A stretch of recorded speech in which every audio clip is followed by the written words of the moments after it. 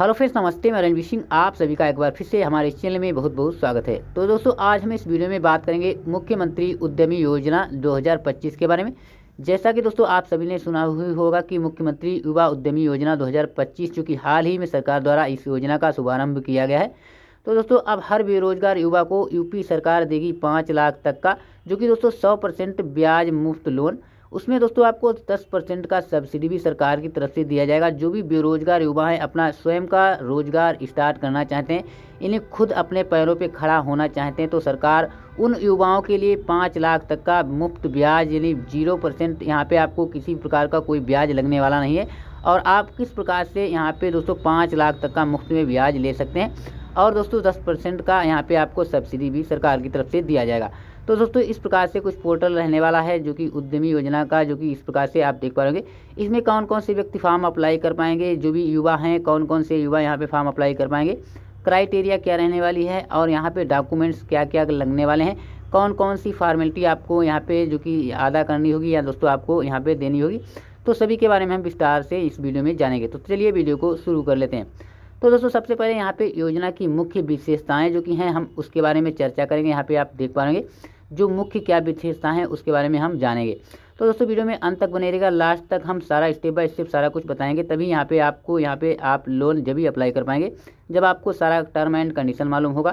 तो यहाँ पे दोस्तों आप देख पाएंगे 1 लाख युवाओं को प्रति वर्ष 10 वर्ष में, जो भी कुल 10 लाख युवाओं को स्वरोजगार अवसर, यानी दोस्तों 1 लाख युवा को 1 साल में यहाँ पे 10 लाख रुपए तक का यहाँ पे दोस्तों जो कि रोजगार यानी दिया जाएगा, यहाँ पे दोस्तों जो पैसा दिया जाएगा। उसके बाद दोस्तों यहाँ पे दूसरे नंबर पे देखेंगे 21 से 40 वर्ष आयु न्यूनतम जो कि होना चाहिए, और 8वीं पास शैक्षिक योग्यता तथा मान्यता प्राप्त संस्थान से कौशल प्रशिक्षण प्रमाण पत्र भी होना चाहिए। तो दोस्तों यहाँ पे रुपये 5 लाख तक का जो कि उद्योगों सेवा यानी परियोजनाओं का 100% ब्याज मुफ्त एवं बिना गारंटी के ऋण यहाँ पे दिया जाएगा। तो यहाँ पे कोई गारंटी यहाँ पे आपको नहीं देना होगा, ना ही यहाँ पे आपको ऋण देना होगा, यानी दोस्तों आपको ब्याज देना होगा। उसके बाद यहाँ पे परियोजना जो कि लागत पर 10% मार्जिन मनी अनुदान, यानी दोस्तों जो आप 10% अनुदान दिया जाएगा यहाँ पे आपको देखने के लिए मिल जाएगा। इस प्रकार से आप यहाँ पे देख पाएंगे, एक एक पॉइंट को हम इस वीडियो में कवर करेंगे। अगर दोस्तों आप सही से जानकारी नहीं लेते हैं तो आप यहाँ पे जो कि लोन के लिए अप्लाई करेंगे और आपका लोन जो कि कैंसिल हो जाएगा। तो यहाँ पे वीडियो अच्छी तरीके से देखिएगा और स्टेप बाय स्टेप सारा पॉइंट टू पॉइंट समझिएगा। हम एक एक स्टेप में आपको बताएंगे कि कौन कौन से डॉक्यूमेंट्स चाहिए, पात्रता क्या होनी चाहिए, कौन कौन व्यक्ति अप्लाई कर पाएंगे। तो सबसे पहले यहाँ पे टर्म कंडीशन जरूर आप देखिएगा, उसके बाद ही दोस्तों आप फॉर्म को अप्लाई करिएगा। हम ये भी बताएंगे कि इस प्रकार से फॉर्म को अप्लाई करेंगे। उसके बाद दोस्तों हम बात करते हैं पात्रता की शर्तें। तो पात्रता की शर्तें क्या हैं उसको हम यहाँ पे रीड आउट करेंगे। जो भी पात्रता की शर्तें हैं, कौन कौन व्यक्ति पात्र होंगे वही यहाँ पे जो कि फॉर्म अप्लाई कर पाएंगे।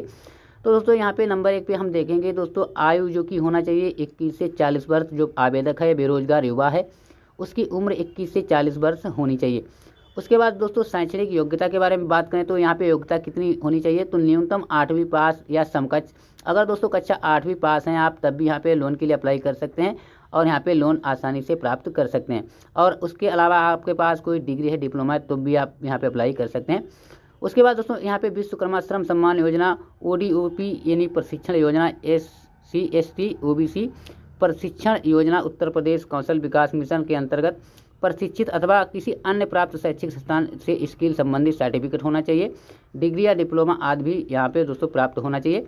उसके बाद आवेदक को किसी भी मान्यता केंद्र या राज्य सरकार की ओर की योजना जिसमें ब्याज या पूंजी घटक शामिल हो का लाभ नहीं मिल रहा है होना चाहिए।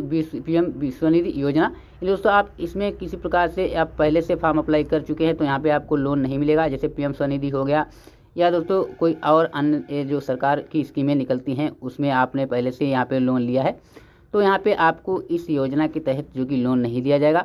अगर आप यहाँ पे अन्य सरकार की योजनाओं का लाभ नहीं लिया है तो यहाँ पे दोस्तों आपको इस योजना के तहत आपको यहाँ पे जो कि लोन दिया जाएगा। तो इस प्रकार से आप यहाँ पे बड़ी जो कि एक एक पॉइंट को समझेंगे, देखेंगे।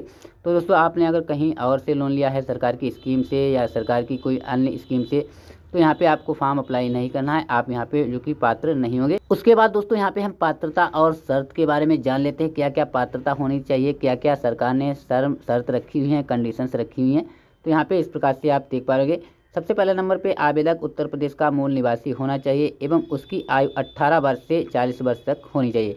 यानी दोस्तों आप किसी अन्य स्टेट से हैं तो यहाँ पे फॉर्म अप्लाई नहीं कर पाएंगे। सिर्फ उत्तर प्रदेश के जो भी युवा हैं उनके लिए यहाँ पे जो कि दोस्तों इस स्कीम को चलाया गया है, इस योजना को चलाया गया। उसके बाद दोस्तों आवेदक की न्यूनतम शैक्षिक योग्यता हाई स्कूल अथवा समकक्ष उत्तीर्ण होना चाहिए। अगर दोस्तों आपके पास हाई स्कूल है या उससे अधिक डिग्री डिप्लोमा है तो यहाँ पे फॉर्म अप्लाई कर पाएंगे।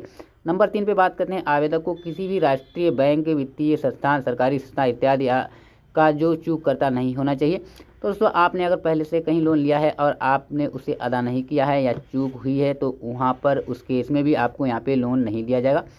चार नंबर पे बात करते हैं, आवेदक द्वारा पूर्व में संचालित प्रधानमंत्री स्वरोजगार योजना, वर्तमान में संचालित प्रधानमंत्री स्वरोजगार सृजन योजना जो भी यहाँ पे चलाई जाती है कार्यक्रम, मुख्यमंत्री रोजगार योजना का केंद्र अथवा राज्य सरकार द्वारा संचालित अन्य किसी स्वरोजगार योजना अंतर्गत लाभ प्राप्त न लिया गया हो। यानी दोस्तों इन योजनाओं के तहत पहले से आपने किसी प्रकार का योजना के संबंधित कोई फॉर्म अप्लाई नहीं किया हो। यानी दोस्तों अगर आपने पहले से इन योजनाओं के तहत लोन लिया है तब भी आपको इस योजना के तहत लोन नहीं दिया जाएगा, अपात्र माना जाएगा। उसके बाद दोस्तों 5वें स्टेप में हम बात करते हैं दोस्तों जो भी है आवेदक अथवा उसके परिवार के किसी भी सदस्य को योजना अंतर्गत केवल एक बार ही लाभान्वित किया जाएगा। यानी दोस्तों अगर आपने इस योजना को लाभ लिया है, ये ले रहे हैं या दोस्तों आपने किसी भी आपके सदस्य परिवार में इस योजना का लाभ ले रहा है तो आपको इस योजना का लाभ नहीं मिलेगा। परिवार में एक ही व्यक्ति को एक ही बार इस योजना का लाभ दिया जाएगा। उसके बाद दोस्तों बात करते हैं, आवेदक द्वारा पात्रता की शर्तों को पूर्ण किए जाने के संबंध में शपथ पत्र प्रस्तुत किया जाना अनिवार्य होगा।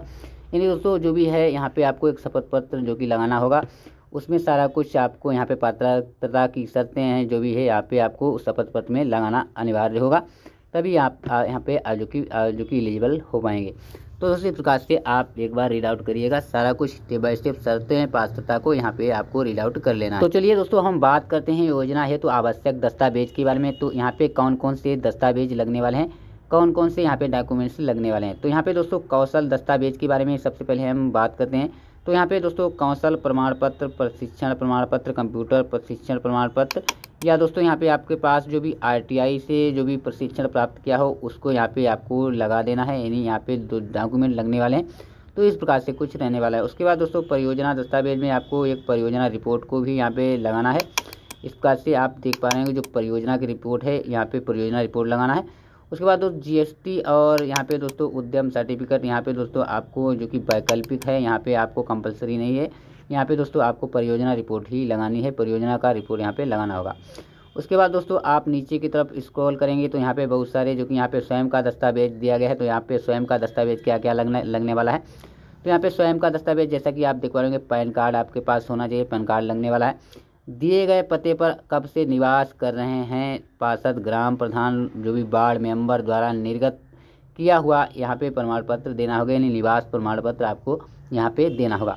उसके बाद दोस्तों यहाँ पे जो बात करते हैं ऋण प्रदाता बैंक से के साथ संपर्क, इतिहास संबंधित बैंक शाखा में चालू बचत खाता के पासबुक का जो कि प्रथम पेज प्रति यहाँ पे आपको देनी होगी, यानी दोस्तों अपलोड करनी होगी इस फॉर्म के अंतर्गत। उसके बाद दोस्तों यहाँ पे आपको नोटरी द्वारा प्रमाणित शपथ पत्र यहाँ पे आपको एक लगाना होगा, जो भी शपथ पत्र है यहाँ पे लगने वाला है। उसके बाद दोस्तों शैक्षिक योग्यता प्रमाण पत्र आपके पास जो भी high school, inter, BA, BSc या दोस्तों डिग्री डिप्लोमा जो भी है उस शैक्षणिक योग्यता को यहाँ पे जो भी प्रमाण पत्र है वो यहाँ पे देना होगा, आपको यहाँ पे जो कि लगाना होगा। उसके बाद आयु प्रमाण पत्र हो गया, आपका हस्ताक्षर हो गया और आपका फ़ोटो। आयु प्रमाण पत्र में आप आधार कार्ड दे सकते हैं, आधार कार्ड लगा सकते हैं। तो इस प्रकार से सारा डॉक्यूमेंट्स आपको यहाँ पे देना है। तो यहाँ पे इस प्रकार से आपको सारा डॉक्यूमेंट्स देना है। तो दोस्तों इस प्रकार से सारी गाइडेंस, सारे टर्म एंड कंडीशन को आपको एक बार रीड आउट कर लेना है। अब दोस्तों फॉर्म को किस प्रकार से अप्लाई करेंगे तो दोस्तों उसका लिंक हम डिस्क्रिप्शन बॉक्स में दे देंगे, क्योंकि दोस्तों अगर इसी वीडियो में हम अगर फॉर्म अप्लाई का प्रोसेस बताने लग जाएंगे तो वीडियो दोस्तों काफ़ी लंबा हो जाएगा और आपके अच्छे से समझ में नहीं आएगा। तो दोस्तों इसके लिए हम एक नया वीडियो बना देंगे, आप अगर कमेंट बॉक्स में कमेंट करेंगे। और दोस्तों ये वीडियो अपने चाहने वालों को भी शेयर करें ताकि वो भी इस जानकारी के बारे में अच्छे से समझ पाएँ और सरकार के द्वारा दी गई स्कीम का लाभ लें और अच्छे से अपना स्वरोजगार एक स्टार्ट कर पाएँ। तो चलिए नेक्स्ट वीडियो में फिर मिलेंगे नेक्स्ट जानकारी के साथ, तब तक के लिए जय हिंद।